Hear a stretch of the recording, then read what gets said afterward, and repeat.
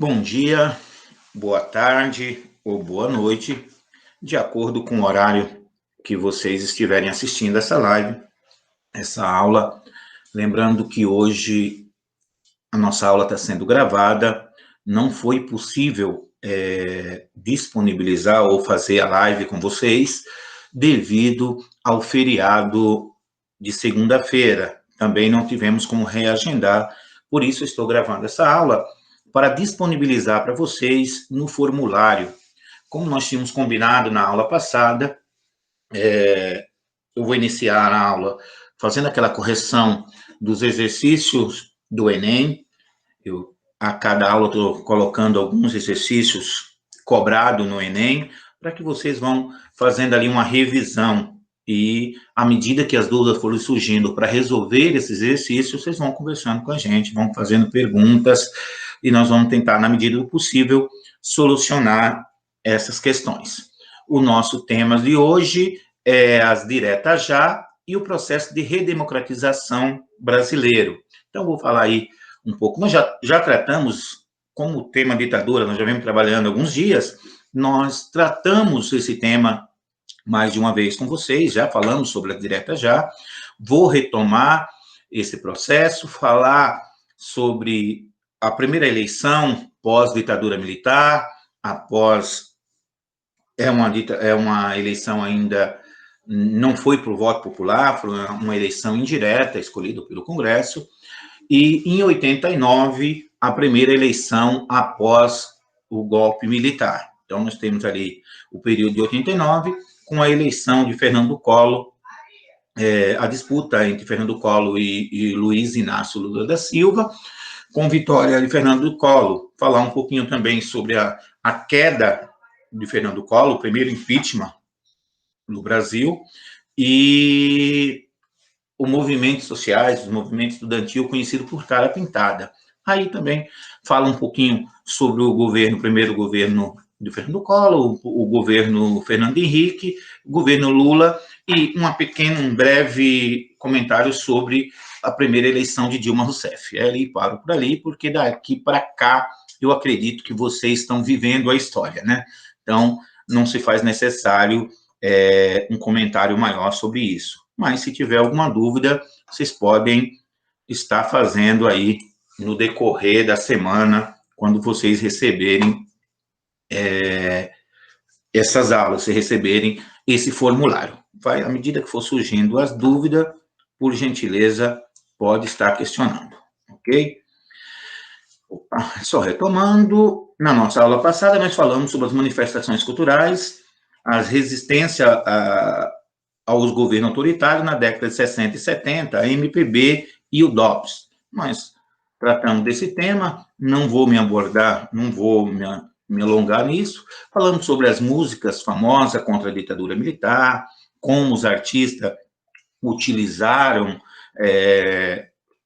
de subterfúgio, de criatividade para driblar a censura, o relacionamento da MPB com o DOPS, o relacionamento da MPB com o regime militar, foi de suspeita, visto como muitos músicos foram alvo de censura, vigilância, para que não viesse subverter a ordem política. A ideia de subversão, quando ser acusado de subversivo, ser um subversivo, por muitos foram torturados, até mortos, e outros foram expulsos do Brasil. Não vou me alongar, porque nós já tratamos desse tema e não surgiu nenhuma dúvida no decorrer da semana para a gente retomar. Então, falamos das canções de protesto, os artistas famosos presentes na ditadura militar, os caçados, a caça ao subversivo, ali, muito deles taxado como terrorista, e aí há uma questão toda sobre o tema, se realmente era um terrorista ou se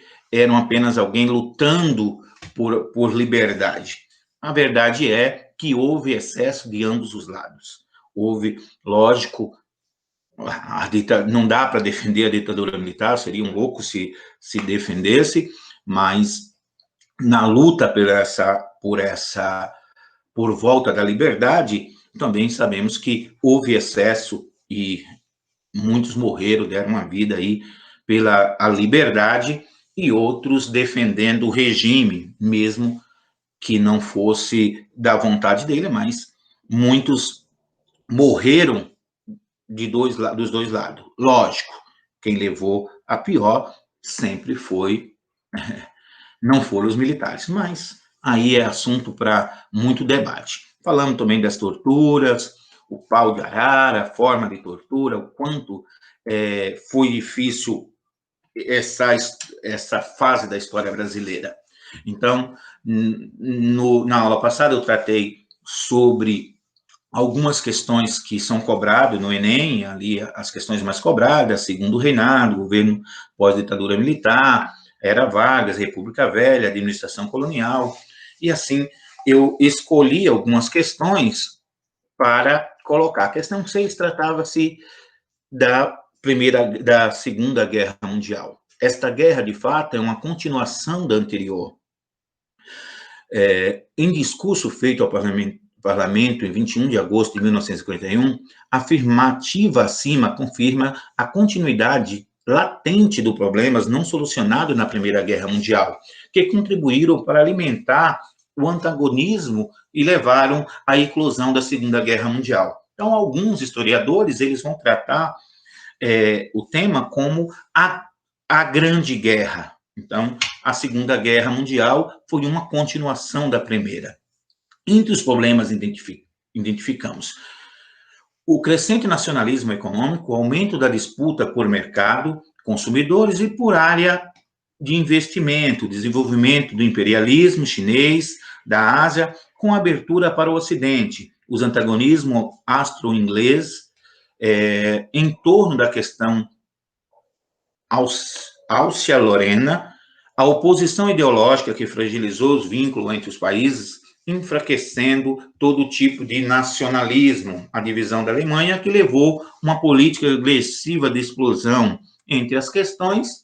A alternativa A seria a alternativa correta. A crescente nacionalismo econômico e o aumento da disputa de mercado consumidor por uma área de investimento no período entre guerras. Os países europeus continuaram a disputa de mercados e regiões para investir os seus capitais, tal qual fazia antes da Primeira Guerra. As outras opções não estão corretas e são muito fantasiosas. Os chineses não expandem pela Ásia, ao contrário, são invadidos pelo Japão. O nacionalismo se fortalece e ainda há que haja oposição ideológica entre os países. A questão 7 tratava do ataque japonês a Pearl Harbor.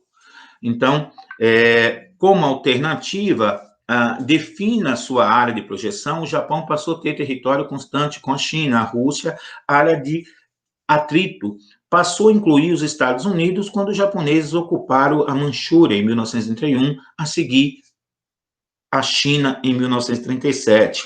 A alternativa correta era o Japão tinha política expansionista na Ásia de natureza bélica, diferente da doutrina Monroe.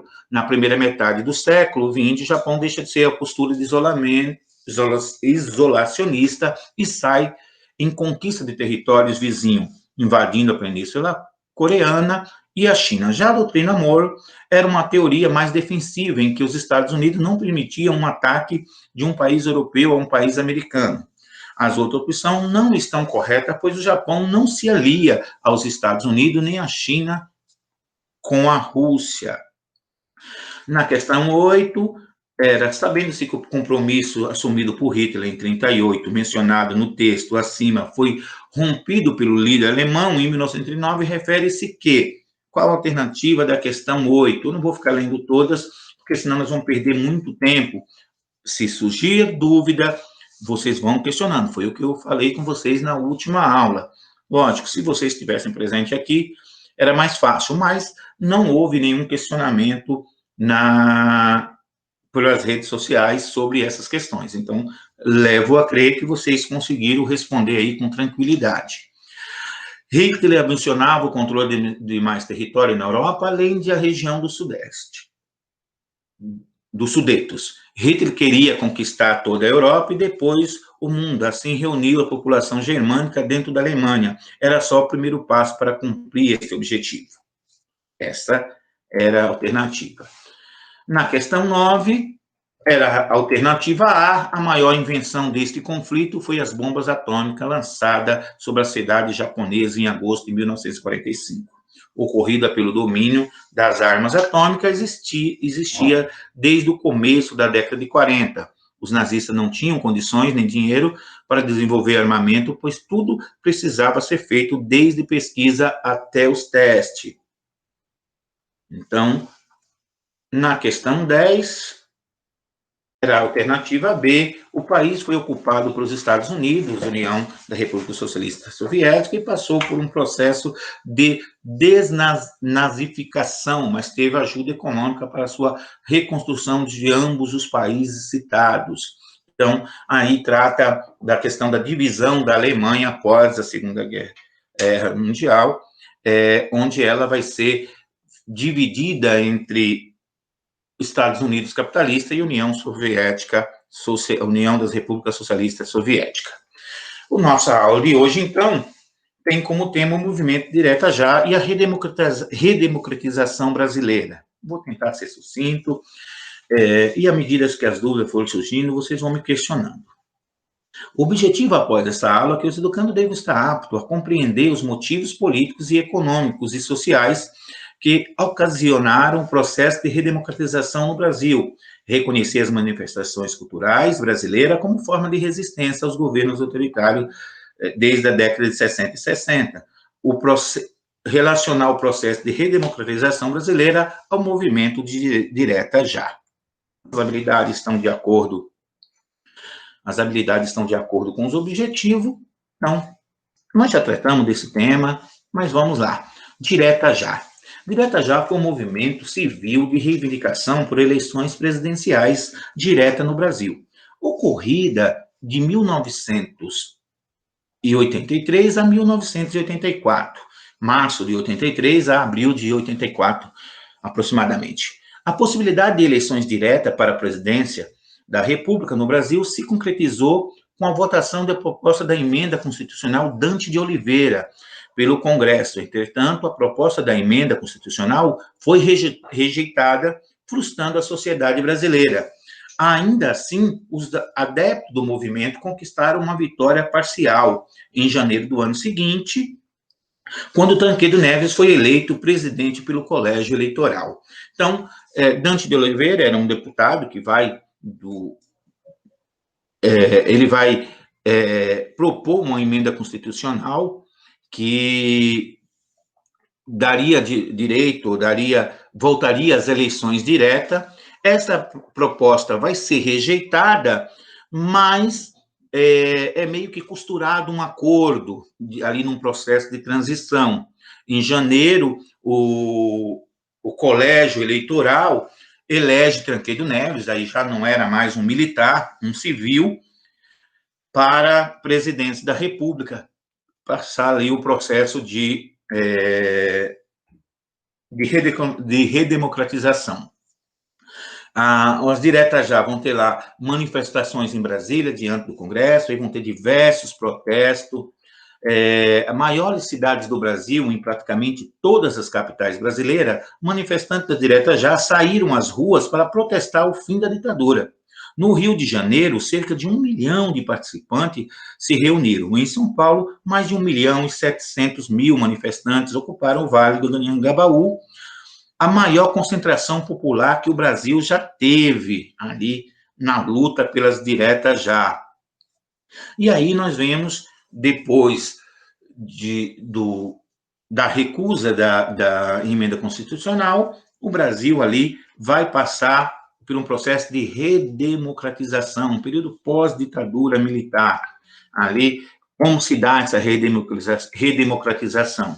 Eleições presidenciais em 85, indireta, o povo não votou, mas aí também já não tinha militares no poder.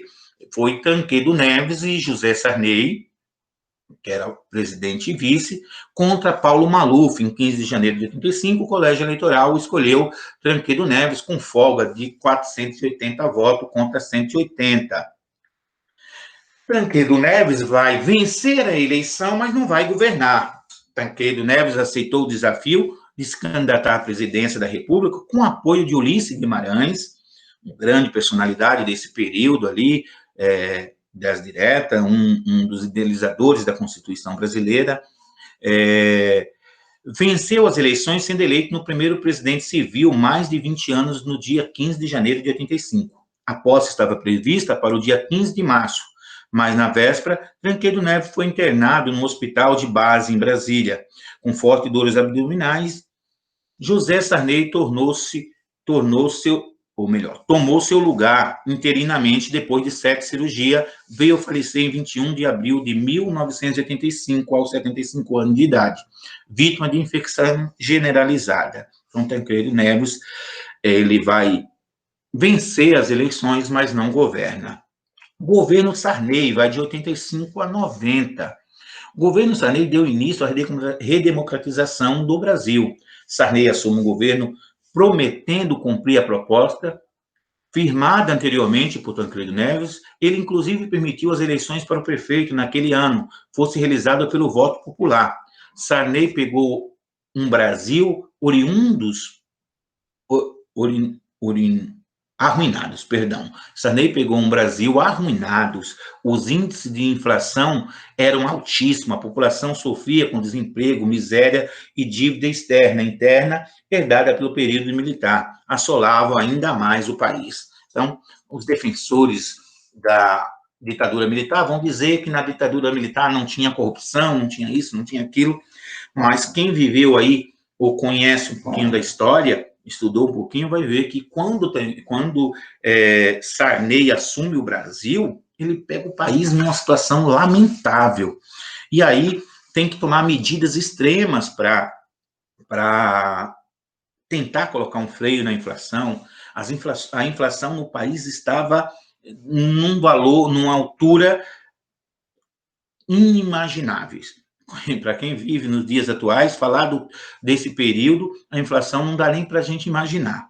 Um plano econômico, o Plano Cruzado, um plano econômico que visava principalmente o controle da inflação, liderando pelo ministro da Fazenda, Gilson Funaro. O Plano Cruzado, como ficou conhecido, previa a seguinte medida: criação de uma nova moeda, cruzado, e substituição ao cruzeiro, que estava muito desvalorizado, congelamento do preço das mercadorias, congelamento do salário, fim da correção monetária. Esse plano foi muito criticado. Então, foi tomada ali medidas extremas para tentar colocar o país nos eixos. Esse é um período, gente, que é absurdo. A nossa moeda mudou mais de nome do que... Olha, trocava-se de moeda como se troca de camisa. A desvalorização da moeda era muito grande. Então, você comprava lá um pão hoje por um valor, de manhã, quando era tarde, ele já custava outro. Então, os preços eram absurdos, mudava constantemente. Aí, para tentar controlar esse preço, ele vai congelar os preços da mercadoria, congelar salário. Esse foi a medida tomada ali por José Sarney. A população, porém, aprovou a iniciativa do novo presidente. Consumidores passaram a fiscalizar o preço, denunciava se houvesse a remarcação. Mas a euforia durou pouco. Os produtos começaram a sumir das prateleiras, o preço dos aluguéis disparou, a inflação voltou a subir. Foram lançados outros planos para combater a inflação, Cruzado 2, Bresse, Verão, mas todos fracassaram. Sarney deixou a presidência em 1990 sem conseguir equilibrar as contas do país. Então, Sarney nadou, e nesse período não consegue colocar ordem na casa. Dá alguns passos, mas regride, porque a questão do capitalismo é bem complicada. Você tenta controlar os preços, congelando eles, por exemplo, mas aí o que acontece? Se o preço está congelado, as mercadorias começaram a sair das prateleiras, não repunham a mercadoria. Então, esse plano acaba fracassando. Em 1988, nós temos a Constituição Cidadã. Vou só tomar um pouquinho, vou retornar um pouquinho. A fim de mostrar interesse da redemocratização do país, Sarney convocou, no início de 1987, uma Assembleia Constituinte para elaborar a nova Constituição. A Assembleia Constituinte foi composta por deputados e membros do Senado, representantes da sociedade, acompanharam de perto os trabalhos dos constituintes, a fim o fim da ditadura militar ainda era recente, por isso, um dos principais objetivos da Constituição era estabelecer a democracia no Brasil. Depois de 20 meses de trabalho, a discussão, no dia 5 de outubro de 1988, foi promulgada a Constituição do Brasil, a mesma que está em vigor atualmente. Ficou conhecida como Constituição Cidadã. O artigo 5º da nossa Constituição diz o seguinte: todos são iguais perante a lei, sem distinção de qualquer natureza, garantindo-se aos brasileiros e aos estrangeiros residentes no país a inviolabilidade do direito à vida, à liberdade, à igualdade, à segurança e à propriedade. Constituição Cidadã. Em relação à Constituição anteriores, a Constituição de 88 representa um avanço. Ficou conhecida como a Constituição Cidadã, tendo como garantias e deveres, eleição direta para o cargo executivo, legislativo do sistema presidencialismo. Possibilidade de criação da comissão parlamentar de inquérito, CPIs. Igualdade de direito para cidadão, liberdade para trabalhar, para expressar pensamento, liberdade de religião, acesso à saúde, educação e etc. Direito trabalhista foram reafirmados jornada de trabalho de 44 horas semanais, FGTS, entre outros. E aí, Sarney, acaba o governo Sarney e os brasileiros vão à urna em 1989, final de 89. Ocorreu a primeira eleição direta para presidente da República no Brasil, depois de quase 3 décadas de interrupção do processo eleitoral democrático. Os brasileiros voltam às urnas para escolher o sucessor de Sarney. Fernando Collor de Mello conseguiu passar para a população uma imagem... Só um minutinho, opa.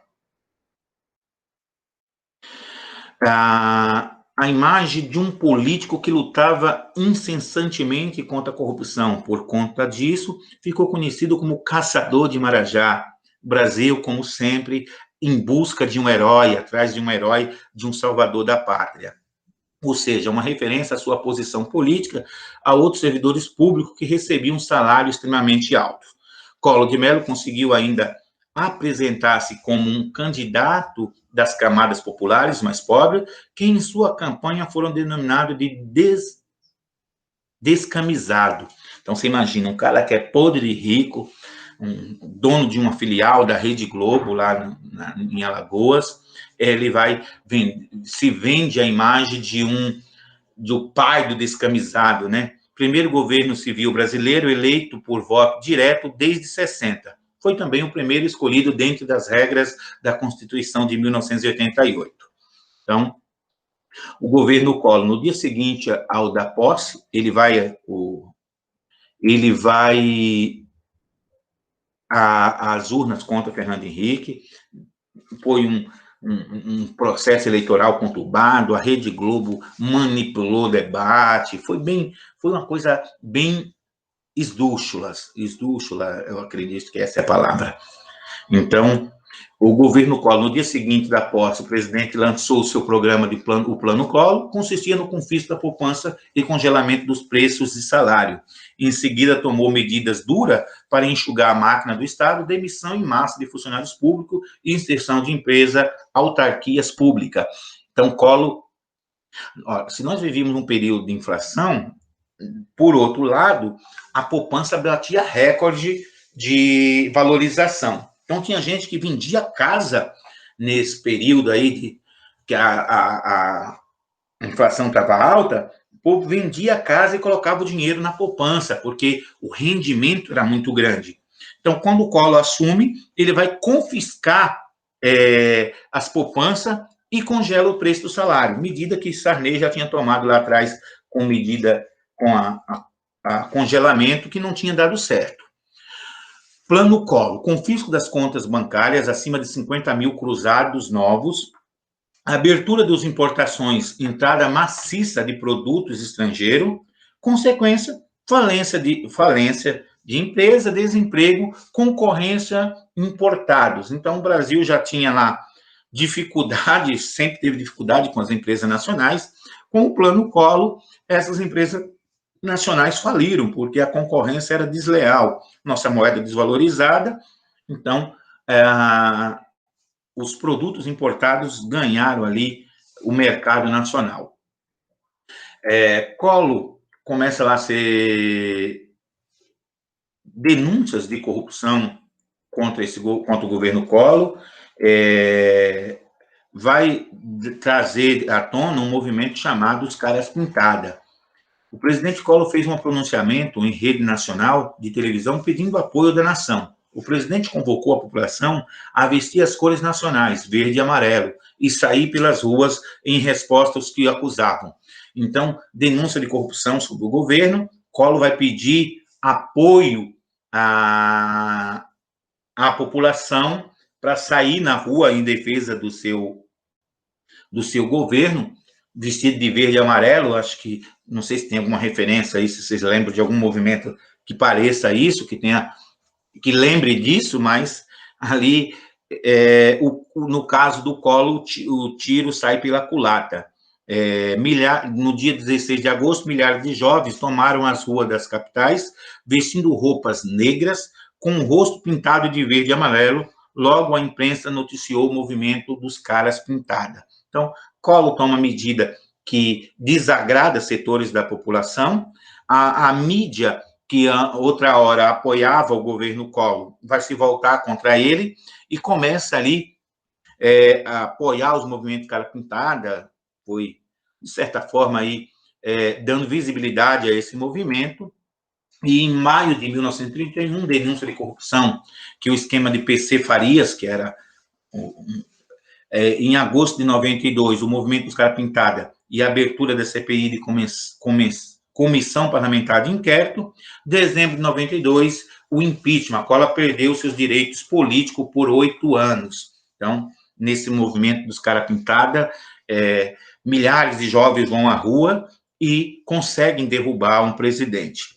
Lógico, nós tivemos aí um movimento semelhante a tempos atrás, aí que vai gerar o impeachment da última presidenta, aí a Dilma Rousseff, só que nesse caso aí foi os camisas da CBF que conseguiram derrubar ali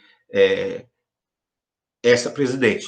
O movimento do Cara Pintada tinha uma característica semelhante. Circulava a suspeita esse slide nós já tratamos. Então, Collor vai perder os seus direitos. Itamar Franco assume em 29 de setembro de 92. A Câmara dos Deputados se reuniu para votar o impeachment do presidente, seja sua destituição do cargo. Era o fim do caçador de Marajá. No lugar de Collor, assumiu o vice-presidente Itamar Franco. O Brasil vivia um dos momentos mais difíceis de sua história, a recessão prolongada, inflação aguda, crônica, desempregados, etc. Depois do impeachment, Fernando Collor de Mello, os brasileiros encontravam-se em uma situação de descrença geral nas instituições e de baixa estima. Em 93, cumprindo-se previsto na Constituição, o governo fez um plebiscito para escolher uma forma de sistema do governo no Brasil. O povo decidiu manter como estava, acolheu a República, 66%, contra 10% da monarquia, o presidencialismo, 55%, contra 25% do parlamentarismo. Então, nós ficamos aí, fomos um plebiscito, havia o risco de nós voltarmos a uma monarquia, mas a República vence e nós vamos ficar aí num sistema republicano presidencialista. Itamar Franco e o Plano Real. Montado pelo seu ministro da Fazenda, Fernando Henrique Cardoso, o plano visava criar uma unidade real de valor, o RV, para todos os produtos. Posteriormente, o RV veio ser denominado de real. A nova moeda brasileira, o Plano Real, foi eficiente, já que proporcionou o aumento do poder de compra dos brasileiros e o controle da inflação. Então, o Itamar Franco tinha como seu ministro Fernando Henrique, que vai criar o Plano Real. Esse Plano Real vai ser um sucesso, ao contrário dos demais que tentaram lá com Sarney e Collor. E aí, com a criação do Plano Real, aí nós vamos ter aí uma moeda forte, nós conseguimos aí combater a inflação, e esse real vai se prevalecer até os dias atuais. Então, foi um plano mais consistente. Fernando Henrique Cardoso governou o Brasil durante 8 anos. De 95 a 2002, foi o primeiro presidente da República a governar por 2 mandatos consecutivos.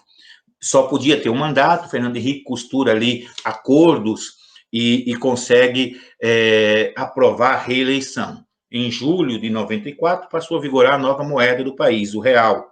O Banco Central fixou uma paridade entre o real e o dólar. Então, nesse primeiro momento, R$1 valia um dólar valia R$1. O fim da valorização, a nova moeda, R$1, era equivalente a $1. O Plano Real animou o empresário e a população impulsionou o consumo interno. Fernando Henrique tomou posse em maio de 95, sucedendo o presidente Itamar Franco. No primeiro mandato, ele privatiza empresas estatais, como Vale do Rio Doce, Sistema de Telebrás. Foi aprovado pelo Congresso uma emenda constitucional permitindo a reeleição para o cargo executivo, presidente da República, governadores e prefeitos. Até então não podia. Segundo mandato, o país estava mergulhado em uma recessão econômica. Para controlar a inflação, medidas estimularam o consumo interno, consequentemente elevaram o desemprego. Em 2001, ocorre o chamado apagão. Foi uma crise nacional que afetou o fornecimento e a distribuição de energia elétrica. A população teve que reduzir o consumo de energia. Seus 2 governos foram marcados pela implantação de várias políticas sociais para a população mais pobre. Programa Bolsa Escola, Vale Gás, Bolsa Alimentação, que depois vai virar Bolsa Família. Avanços importantes também foram conseguidos nas áreas da educação, saúde, como a distribuição gratuita de medicamentos contra a AIDS, criação de remédio genérico, vendido a preços baixíssimos na questão e na questão agrária. Em 2003, Lula se torna presidente do Brasil e sua trajetória de vida fazia com que diversas expectativas cercassem seu governo. Seria a primeira vez que a esquerda tomaria o controle da nação. Então, Lula chega ao poder em 2003, assumia ali a presidência da República, e havia uma grande expectativa. Era alguém da esquerda, alguém que vinha do povo, alguém que tinha sido um trabalhador. Então, a expectativa era grande nesse governo. Luiz Inácio da Silva vai governar de 2002 a 2010.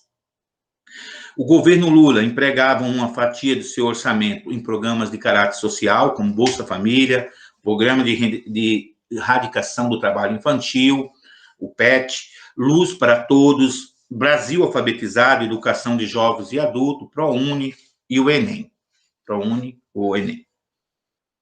O governo Lula terminou com a aprovação de recorde da população com um número superior a 80%. Então, Lula ele consegue aprovação da população, 80% de avaliação positiva, teve como principais marcas a continuidade com o êxito do Plano Real. Então, ele dá continuidade ao Plano Real, retomada do crescimento do país, redução da pobreza, desigualdade social. A desigualdade entre os mais ricos e os mais pobres teria aumentado entre 2001 e 2003, conforme a publicação da Globo. Em fevereiro de 2005, após a posse de Lula, porém, um relatório do IBGE, do fim de novembro de 2007, afirmou que o governo do presidente Lula estaria fazendo do Brasil um país menos desigual.